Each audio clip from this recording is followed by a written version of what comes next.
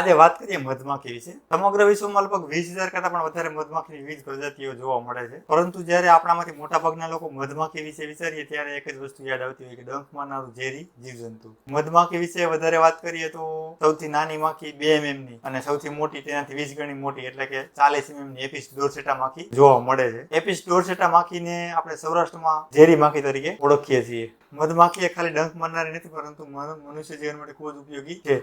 તે અતિ મહેનતુ, તેજસ્વી અને સૌથી અગત્યનું આપણે ખાતા દરેક ખોરાકના ઉત્પાદનમાં મધમાખીનો મહત્વપૂર્ણ રોલ હોય છે. લગભગ 3 ભાગનો ખોરાક મધમાખી જેવા પરાગરજકો દ્વારા જ ઉત્પાદિત થાય છે. મધમાખી એકમાત્ર એવું જીવજંતુ છે જે મનુષ્ય માટે ખોરાક ઉત્પાદિત કરે છે.